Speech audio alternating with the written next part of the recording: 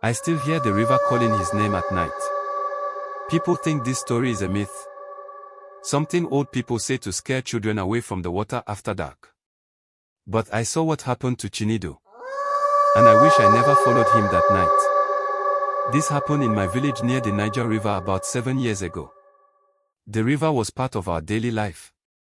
We fetched water there, washed clothes there, and the fishermen walked there every morning. But everyone knew one rule. Nobody goes to the river after midnight. Our parents always warned us about the river goddess. They said she does not like noise, greed, or disrespect. Most of us just laughed about it. Except the old fishermen. They never joked about that river. Chinedu was different from the rest of us. He hated being poor. Every day he complained about how others were getting rich while he was still struggling. He tried many things. Small trading. Betting. Even politics in the village youth group. Nothing worked. One evening we sat outside a small bar near the road. Chinedu drank quietly for a long time. Then he leaned close to me and said something that made my skin crawl. There is another way to get power. I asked him what he meant. He told me an old herbalist from another village had given him instructions. He said the river goddess could make someone powerful and rich. But the person must come to the river at midnight. Alone. And bring an offering. I laughed at him at first. I told him he had drunk too much. But Chinedu looked very serious. His eyes were strained that night. 2 days later he came to my house and said we were going somewhere. He refused to tell me where. We walked for almost 20 minutes until I heard the sound of the river. That was when my chest became tight.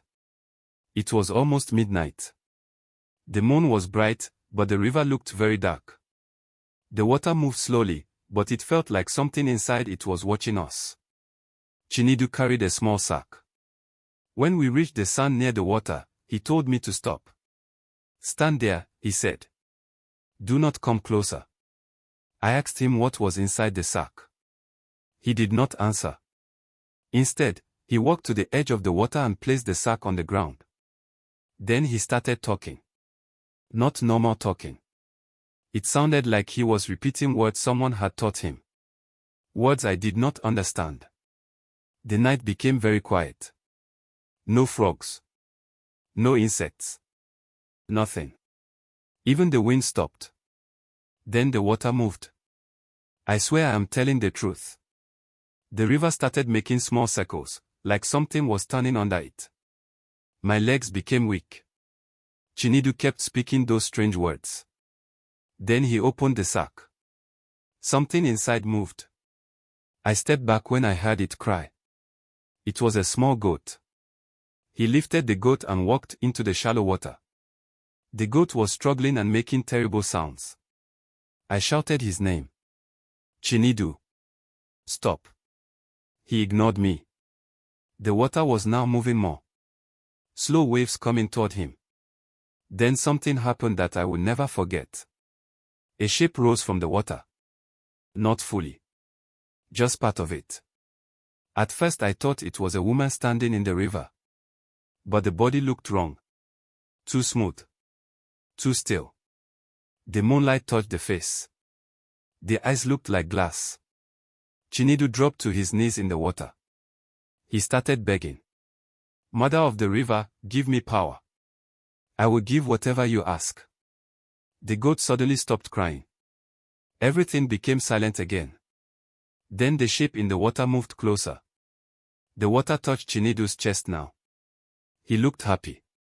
Like someone who had finally won something. Then the voice came. It did not sound loud. But I heard it clearly where I was standing. Everything. Chinedu nodded quickly. Yes. Everything. The water around him turned dark. Too dark. Like oil. I felt fear rush through my body.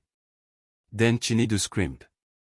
The scream was so loud it echoed across the river. Something pulled him down.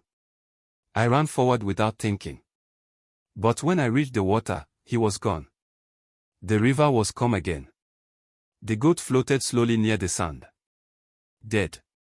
I ran back to the village and told people what I saw. Most of them said I was lying.